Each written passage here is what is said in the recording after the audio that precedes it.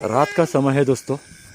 मेरे घर से तकरीबन 5 किलोमीटर दूरी पर अनगोड़ एरिया आता है और यहाँ से अनगोड़ स्टार्ट होता है। 2 रोड है वैसे, और पूरी चावल की खेती है, इसलिए रात के समय में आपको कुछ नहीं दिखाई देगा। यहाँ पर शंकर जादव करके और ये उनका एक घर है, देखिए पूरा, मतलब यहाँ से लगभग 100 मीटर दूरी पर एक भी घर नहीं है। और ऐसी जगह पर अगर पूरा खेत में चावल की खेती और अगर उसमें घर है तो बहुत ही संभावना या साप आना बहुत ही मामूली बन जाता है। कोण बघितलं सापाला? ह्या तुम्हीच बघितलं काय? म्हणजे काय करायला गेलं होतं? इथं येणे पाठीमागे गेलेले, इथं आलेला तो। मग तुम्ही अचानक बघितला? मग तुमच्या हातात बॅटरी वगैरे होती? नहीं, लाइट रहती। लाइट होता है, हाँ। तो लाइट के उजाले में उनको दिखाई दिया। देखिए पीछे भी पूरा खेती है, चावल का खेती है ये। तो इस तरह से सांप बहुत आ सकते हैं, इनको दिखाई दिया, ये अच्छी बात है। इसके पीछे गए क्या है? ओ ये देखो यहाँ पर ये तो ना बंद करो।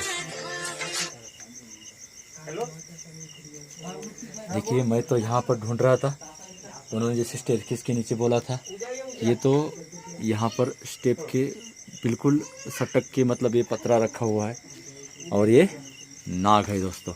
इसका मुंह कहाँ है नहीं दिखाई दे रहा है। बहुत सारी बातें हम शेयर करते रहते हैं। ये देखिए इसकी पूंछ और इसकी रचना, अब कितना नज़दीक से देखे और पहचाने। ये देखिए खेत में से आया हुआ है, काम करने वाले किसान के जैसे हाथ मैले हो जाते हैं, पाँव मैले हो जाते हैं, इस तरह इसके भी पूंछ ये लग रहा है। और देखिए यहाँ पर ये सटक कर किस तरह से बैठा हुआ है और ये डरते ज़्यादा है। ये नीचे का हिस्सा भी आपको अच्छी तरह से दिखाई दे रहा है। अभी पकड़ेंगे और भी बातें करेंगे, आप बने रहिएगा।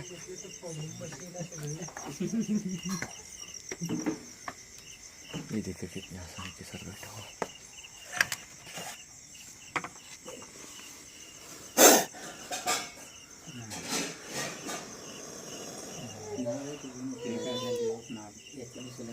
मेरे जरा बोलायचं बंद करा हो।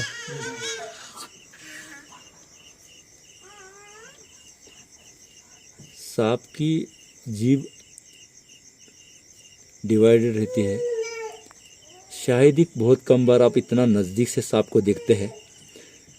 मुंह में इतना गैप रहता है जहाँ से सांप जीभ निकाल रहा है, वहाँ पे जीवाकोश मतलब जीभ रखने की जगह नेचर ने बनाई है।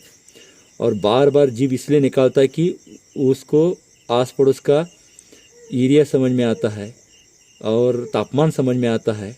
शिकार भक्ष कहाँ ढूंढना है वो जीभ से उसको पता चलता है। मतलब जैकबसन ऑर्गन अंदर रहते उससे वो सूंघ लेता है जीभ से, ऐसा कहना पड़ेगा। लेकिन ये गैप आप अच्छी तरह से देख पा रहे हैं, सांप पतरे की नीचे है, गैप में है, इसलिए मैं इतना नज़दीक से दिखा रहा हूँ।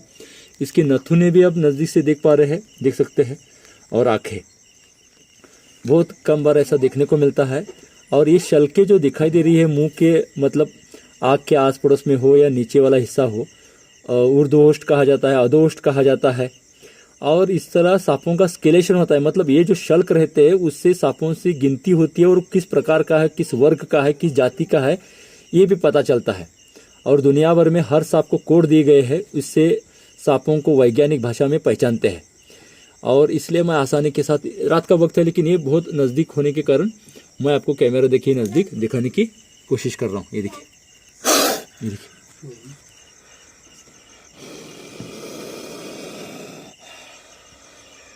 ये मेरे हाथ में कैमरा में स्टिक का इस्तेमाल नहीं किया है, लेकिन पतरा है इसलिए इधर आसानी से मैं कैमरा को फोकस करके उसको दिखा रहा हूँ।